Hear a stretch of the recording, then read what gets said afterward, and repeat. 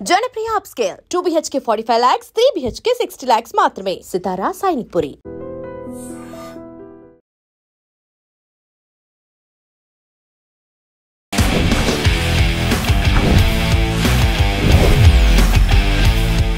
Welcome to mind matters. నా పేరు లుంబిని. ఈ రోజు మనతో పాటు psychologist and soft skills trainer Nalini గారు ఉన్నారు. Let's talk to her. Hello ma'am. Hello అండి.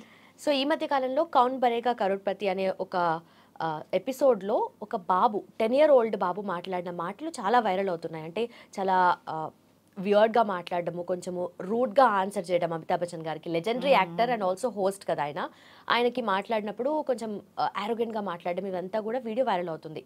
అంటే ఇక్కడ అరైజ్ అయ్యే క్వశ్చన్ ఏంటంటే, ఇది బ్యాడ్ పేరెంటింగా, బ్యాడ్ బిహేవియరా, లేదంటే ఓవర్ కాన్ఫిడెన్సా, లేదంటే అబ్బాయికి అసలు ఏం తెలీదా అనేది ఒకటి, ఇంట్లో బాగా గారాబం ఇలాంటివన్నీ ఉంటాయి కదా. సో ఇక్కడ దీన్ని మనం ఎలా చూడొచ్చు అనేది. అవునండి, మీరు అన్నది ఈ మధ్య బాగా వైరల్ అవుతుంది. ఇంకా నార్త్ ఇండియాలో అయితే ఇంకా చాలా బాగా ఈ న్యూస్ స్ప్రెడ్ అయింది. బాబు 10 years బాబు కౌన్ బరేగా కరోడ్పతి ఇప్పుడు జూనియర్స్ ఎపిసోడ్స్ జరుగుతున్నాయి కదా, జూనియర్స్ పార్టిసిపెంట్స్గా వస్తున్నారు. అసలు ఒక అంత చిన్న పిల్లాడు అన్ని లెవెల్స్ దాటి, అంటే ప్రిలిమినరీ లెవెల్స్ అన్ని దాటి అక్కడి వరకు రావడం అనేది ఒక గొప్ప విషయం. మనం అది ఫస్ట్ అప్రిషియేట్ చేయాలి. అంటే ఎంతోమంది అప్లై చేసుకుంటారు కదా, వేల మంది అప్లై చేసుకుంటారు. అంటే ఎంతో కొంత నాలెడ్జ్ ఉండి, ఎంతో కొంత మిగిలిన వాళ్ళకంటే కూడా కొంత అధికమైన జ్ఞానం ఉండటం వల్లే కదా ఆ రౌండ్స్ అన్ని క్లియర్ చేసుకొని అక్కడికి సెటిల్ అవ్వాలి. అక్కడికి వెళ్ళా కూడా ఇంకా ఫాస్టెస్ట్ ఫింగర్ అని ఇవన్నీ ఉంటాయి పిల్లల్ని అక్కడ ఉన్న వాళ్ళలో కూడా సెలెక్ట్ అయ్యి ముందుకు రావడానికి. సో ఇవన్నీ ఎగ్జిబిట్ చేశాడు అంటే అబ్బాయికి ఎంతో కొంత టాలెంట్ అయితే గ్యారంటీగా ఉన్నది. సో ఎందుకు మాట్లాడుతున్నా అంటే, ఇతని బిహేవియర్, ఇతనిది బాగా వీడియోస్ చేసేసి బాగా వైరల్ చేసి ఇంత పొగరుగా ఎలా పెంచుతారు, ఇంత ఓవర్ కాన్ఫిడెన్స్ ఉన్న పిల్లాడు ఎందుకు పనికి రాకుండా పోతాడు, లాస్ట్లో అతను యాక్చువల్గా ఏం సంపాదించుకోలేకపోయాడు, జీరోలో వెళ్ళిపోయాడు.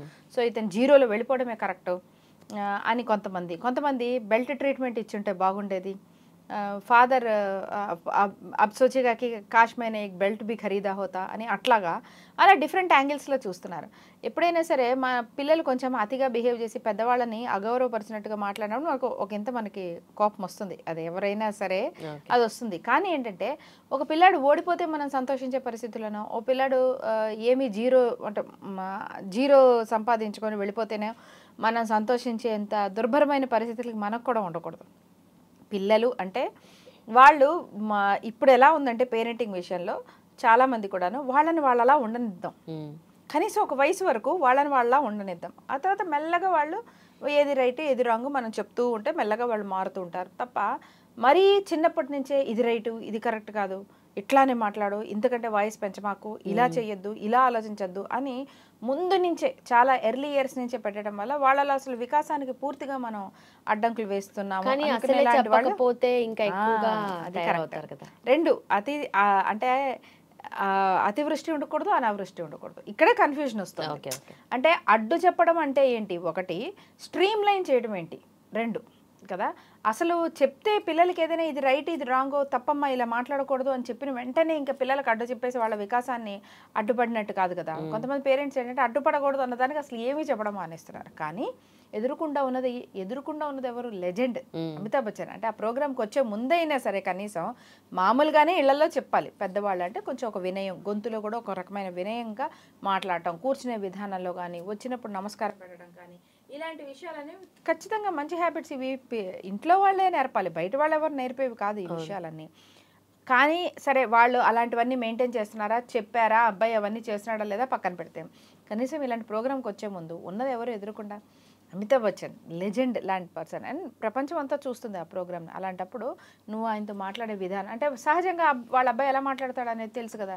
సో దాన్ని బట్టి నువ్వు క్వశ్చన్ పూర్తిగా వినాలి, ఆయన ఇలా రూల్స్ చెప్తారు అవన్నీ వినాలి, రెస్పాండ్ అవ్వాలి, ఒక క్వశ్చన్ వేస్తే దానికి ఆన్సర్ చేయాలి, వాయిస్ గట్టిగా రైజ్ చేసి ఆయన వాయిస్ని మితిమీరినట్టుగా మాట్లాడకూడదు. ఇలాంటి కొన్ని బేసిక్ ఎటికెట్స్, కొన్ని బేసిక్ మర్యాద అనేది ఖచ్చితంగా చెప్పి పంపించాలి. అక్కడ పేరెంట్స్దే తప్పు ఒకటి. అది చేయకపోవటం, ఎందుకంటే ప్రోగ్రాంలో విధిగా కంపల్సరీ వచ్చిన వాళ్ళకి రూల్స్ అండ్ రెగ్యులేషన్స్ చెప్పడం, దట్స్ అ ప్రోటోకాల్, కంపల్సరీ చెప్పాలి. అమితాబ్ బచ్చన్ ఇలా చెప్పడం స్టార్ట్ చేసిన వెంటనే మీరు ఇంక ఇప్పుడు నాకు రూల్స్ చెప్పడం పెట్టకండి, ముझे अभी आप रूल्स बताने के लिए बैठ मत जाइए, मुझे क्वेश्चंस दे दीजिए అని అట్లా మాట్లాడటం. క్వశ్చన్ చెప్తే కూడా ఆప్షన్స్ కూడా చూడకుండానే లాక్ కర్దో అంటాం.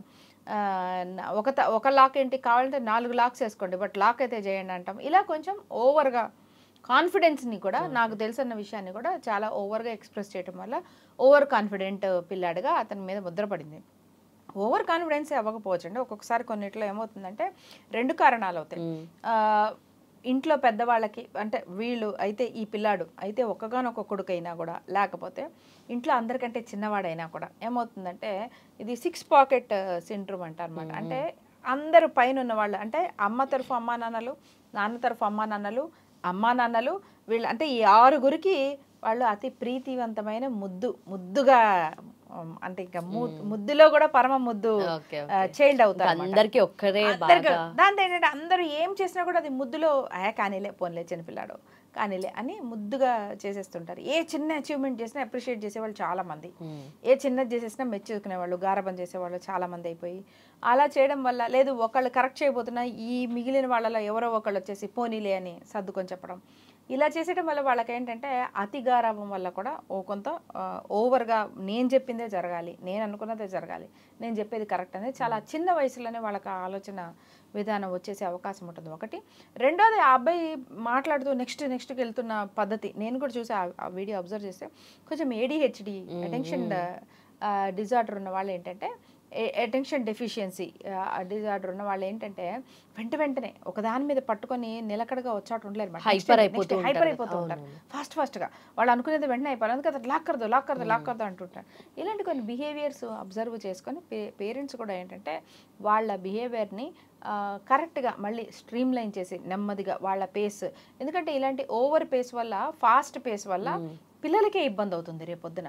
చుట్టుపక్కల ఉన్న వాళ్ళు ఎవరైనా భరించవచ్చు కాక, కానీ పిల్లలకే ఇబ్బంది అవుతుంది. వాళ్ళు రేపు చదువులో కూడా ఏదో ఒక దాని మీద నిలకడగా లేకపోవడం, లక్ష్యాలు కూడా ఏదైనా ఒక నిలకడగా లక్ష్యం పెట్టుకొని యాక్షన్ ప్లాన్ వేసుకోలేకపోవడం, ఇలాంటి ప్రాబ్లమ్స్ అన్నీ వాళ్ళకి వస్తాయి. కాబట్టి చిన్నతనం నుంచే దాన్ని కొంచెం చైల్డ్ కౌన్సిలర్స్తో వాళ్ళ దగ్గరకు తీసుకెళ్ళి ఒక స్ట్రీమ్ లైన్ చేసి ఒక దాని పట్ల కాస్త పేషెన్స్తో నిలకడగా ఉండటం కానీ, ఇది అన్ని విధానాల్లో ఆలోచనలో, మాట తీరులో, పనిచేసే విధానంలో వీటన్నిటిలో కూడా ఆ ఫోకస్ తెచ్చుకుంటూ ఆ ఫాస్ట్నెస్ అనేది కొంచెం తగ్గించుకుంటూ ఒక రైట్ పేస్లోకి తేవడం, ఇవన్నీ కూడా వాళ్ళు కౌన్సిలింగ్ ద్వారా పిల్లాడి యొక్క బిహేవియర్ని కరెక్ట్ చేయవచ్చు.